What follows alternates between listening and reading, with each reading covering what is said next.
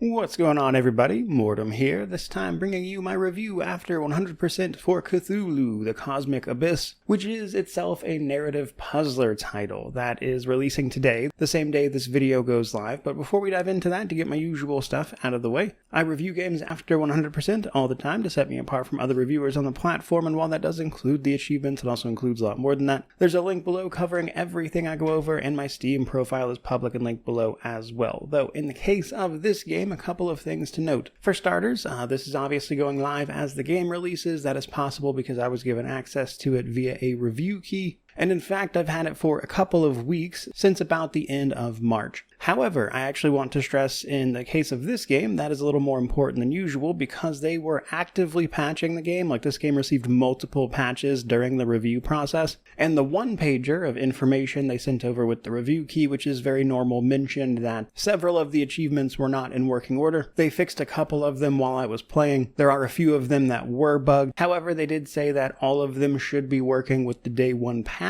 I finished this up on April 11th. I believe it's actually gotten a patch or two since then and before then as well. So I'm not sure if the ones I ran into issues with have been fixed already. I haven't checked, mostly because they're supposed to be fixed with the day one patch. And I figured I'd dive into that to get them, as it is a relatively short narrative title coming in at probably 10 to 15 hours, give or take, really depending on you. I finished all of it in about 15 hours, and that is because your first playthrough is going to be the longest, as you won't know the solutions to the puzzles and stuff. After that, however, especially if you knock the difficulty down to exploration, you're going to blast through this super quickly, which will make it easy for me to grab some of the achievements that were busted while I was playing it, at least, which were things like full charge, which saw you grabbing all of the upgrades. One of those upgrades just wasn't in the game when I was playing it, or wasn't available to get, and so, I couldn't get that achievement, for example. So certainly be aware of that. But some of that conversation actually brings me to another good point, which is that this is a big narrative game. It is really hard to talk about this without spoiling something. I'm actually specifically choosing to not give footage of the later chapters of the game because it's so short. I'm trying to stick to the early parts. But even discussing some of the things I want to talk about in this review, I think could be considered minor spoilers at the very least. So if that's like a really big concern for you, maybe check in with this later. But otherwise, let's go ahead and get into this with a proper overview. So Cthulhu The Cosmic Abyss is an interesting game for a variety of different reasons. It's got multiple endings, it's got the Cthulhu mythos, of course, but it's really big on puzzles especially. There are several chapters, each of which offers 2 solutions typically, and your job in that chapter is to figure out both of those solutions and choose one. That is the core of the gameplay. There's a couple of sequences here and there that are, I would imagine, meant to break some of that up, but that's the bulk of it. And there's obviously like the Lovecraftian presentation of all of this stuff that I really enjoy just because I enjoy that type of stuff, but I will say it is perhaps a little too on the nose with some of it. For instance, there's a corruption mechanic which is going to determine what endings are available to you based on how much corruption you picked up along the way. There are some difficulty options to mitigate that though, but it's really coming down to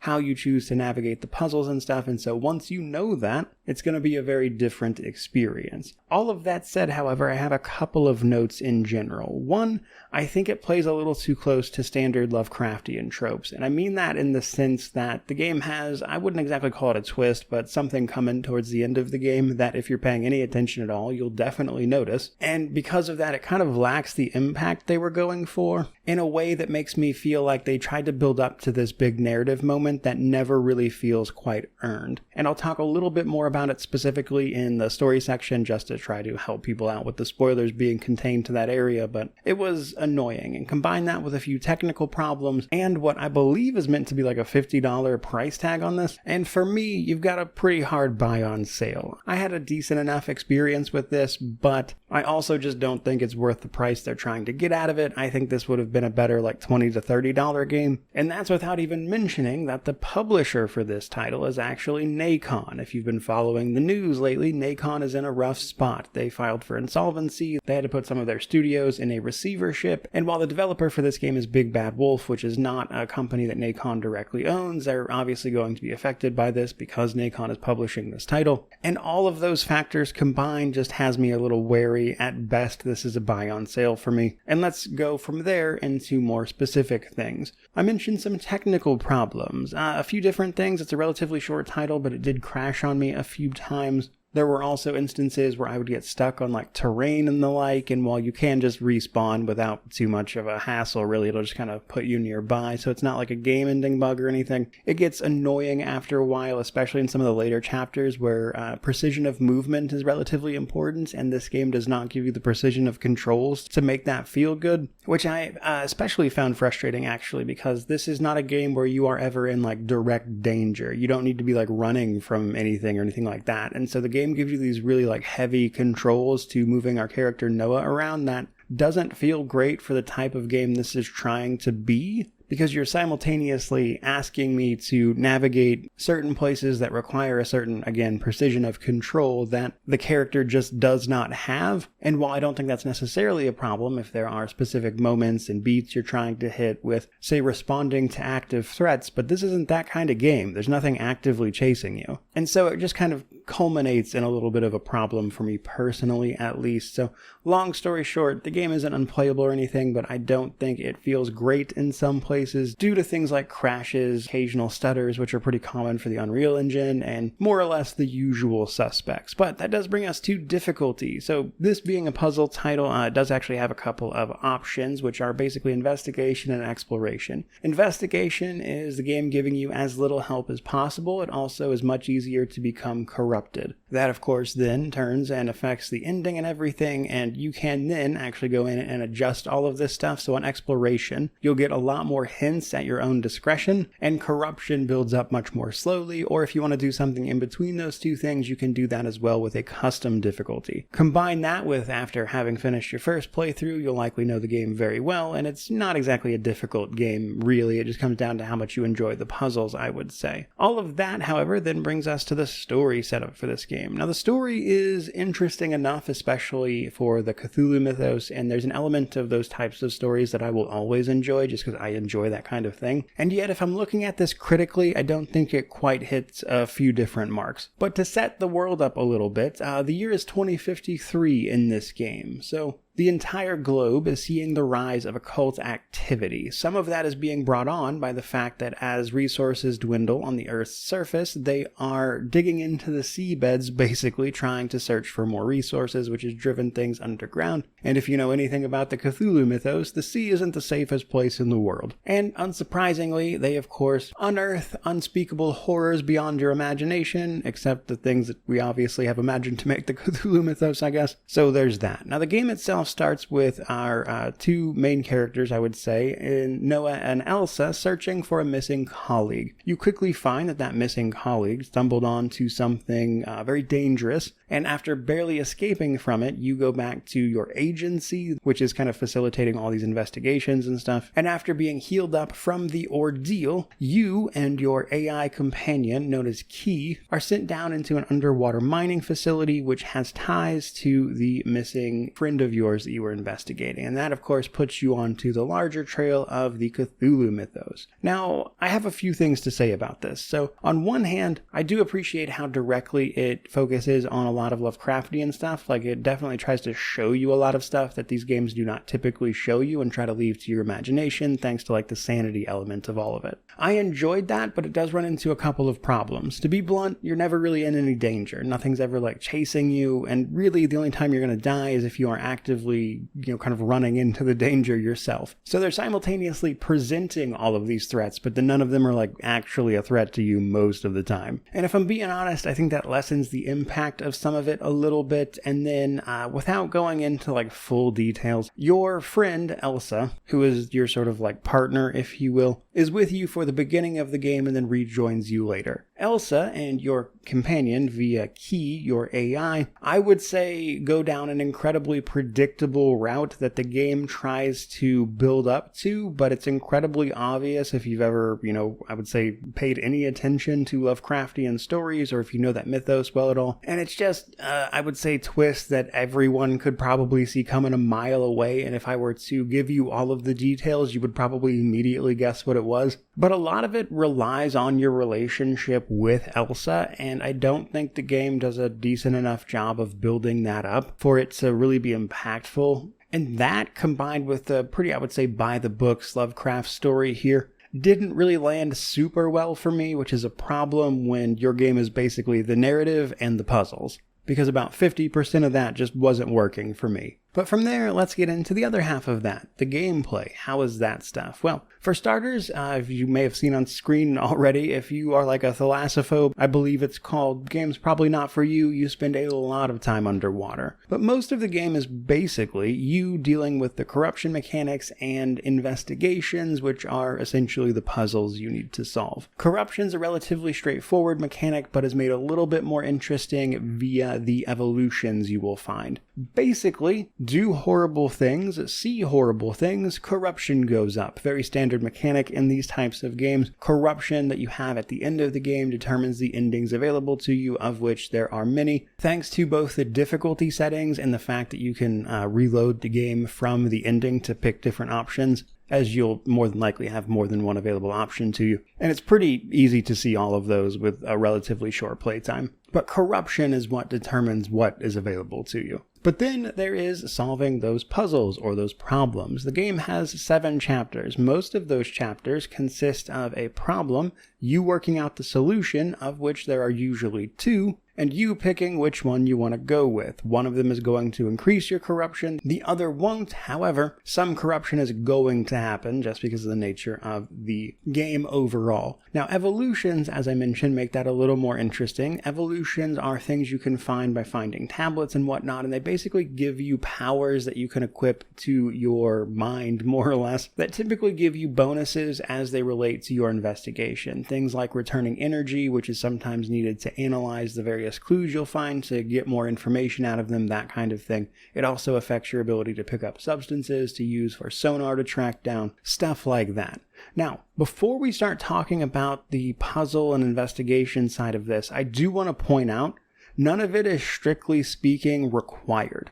The puzzles are the puzzles, and the solutions work whether or not your character has learned about them or not. There were several of these puzzles that I managed to figure out the solution without ever actually finding the clue that was meant to tell you the solution. That is definitely a thing. The investigation system is more about presenting the information than it is, required for the actual answer. But the investigations typically revolve around a sort of mind palace system. Now, this can be organized in a few different ways. It doesn't have to be strictly like a mind palace thing, but as you encounter information, typically by interacting with it or scanning for it via your sonar, it's going to be added to this big sort of, again, mind palace where you can then connect those dots yourself. Occasionally, finding things will give you a question, and you're going to be required to find the evidence that gives you the answer to that question, or basically make a deduction. This will typically, of course, then give you the information to actually solve the problem in front of you. Relatively basic stuff. Now, to help with this, or to add on to it, I suppose, is your sonar. As you start interacting with things, you will occasionally determine what they are made out of, and that is where your sonar comes in. Sonar is very useful for navigating in places you can't see super well, which does come up in this game.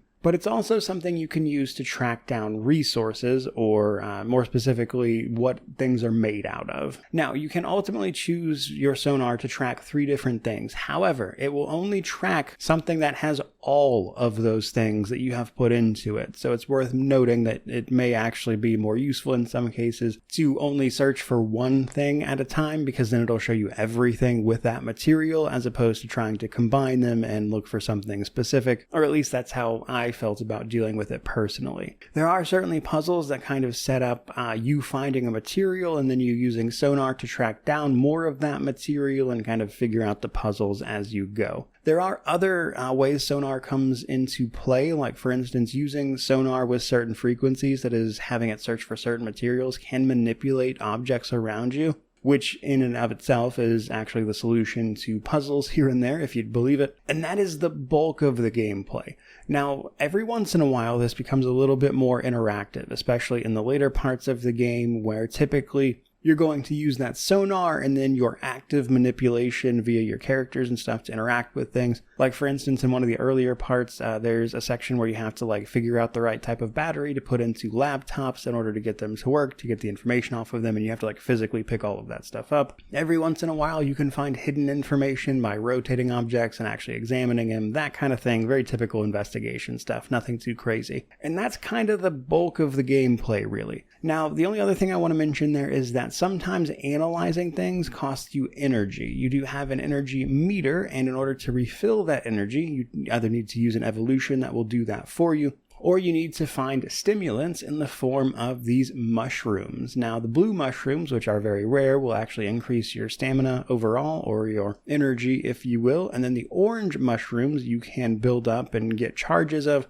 will restore that energy, thus allowing you to analyze and investigate that much more, just to give the actual physical space a bit more interaction, I would say. And then the other thing to mention, corruption is bad for your evolutions. Now, it is possible to use certain evolutions to negate this a little bit, but basically the more corrupted you get, it will actually corrupt the available space you have to equip these evolutions, which can be kind of annoying, but thanks to the relatively simple nature of the gameplay is hardly game-breaking or anything. And for this type of narrative puzzler game, that's pretty much what there is to know. So let's go ahead and move on to the Steam Deck before we start wrapping this thing up. So on the Steam Deck side of things, it is definitely playable over there. It has an unknown rating currently. If anything, I think it might get playable specifically for the text size and everything. There's a lot of text on screen you're going to need to read, and that's going to be pretty small on that bit of hardware. However, I would agree that it is, in fact, playable. It will run pretty well for the most part most of the time, and given the relatively simple mechanics, I think the Steam Deck is a fine place to play this. However, I did notice on occasion the frame rate would just absolutely tank.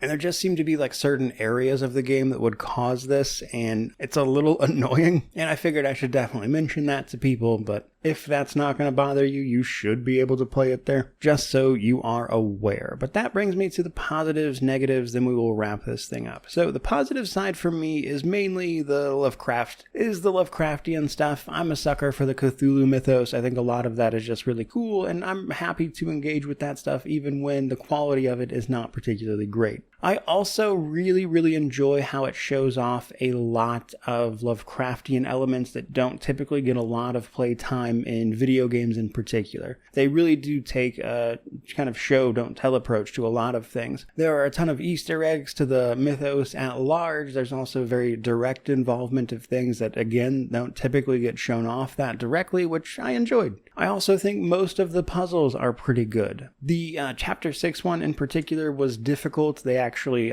told me that they were going to be adding a couple extra clues to that one because a lot of people are having trouble with it. But that, combined with the multiple solutions for most of them, again, most of them have 2 solutions, and then of course the multiple endings and stuff, the difficulty options, there's some positive stuff in here. And yet there were a few negatives for sure. For me, it is a few different things. The performance obviously left a little bit to be desired, some crashing, some stuttering, things like that. I also think the story is, again, a very by-the-books Lovecraft story, and unfortunately that means that some of the narrative stuff they tried to do, I think, just does not get built up enough to matter in any real way, with a twist that I would say just about anybody could see coming a mile away. And so while I have, a certain level of baseline enjoyment just because of, again, the Lovecraft stuff, which I like, overall the story just wasn't wowing me. And then, as mentioned, the controls and everything also aren't really all that great in certain places. They give you kind of really heavy, clunky movement a lot of the time, and it doesn't feel great to mess around with in some of the areas which require a little more precision of movement that the game just doesn't give you, but also nothing's chasing you, so there's no reason not to give you that movement per se. And it just winds up feeling a little bit off, and it's kind of annoying over the course of the thing. But all of that brings me to my conclusion. This game is launching for, best I can tell, they did not actually send me the price, and it's not over on Steam, but it is listed everywhere pretty much for $50 US. And that is, simply put, too much for this, in my opinion. I would have been comfortable paying around $20 to $30 for this personally, and that's before we even start getting into the stuff with the publisher Nacon, the problems I just listed in the negative section, and again, all told combined, this is a pretty hard buy on sale for me. There's some stuff here I enjoyed, but there is a lot I did not like. But altogether, that is pretty much everything about how I felt about Cthulhu The Cosmic Abyss. To that end, if you wind up playing this game for yourself, or if you checked out the demo on Steam, which may or may not be available after the game releases, sometimes they remove it, but it was available at the time of this recording. In either of those events, however, I'd love to hear what you think about this game down in the comments section below, which of course means to like, comment, subscribe, all that YouTube jazz. But regardless of any of that, truly, just thank you so much for watching. I really do appreciate it. May you wander in wisdom and have an amazing day.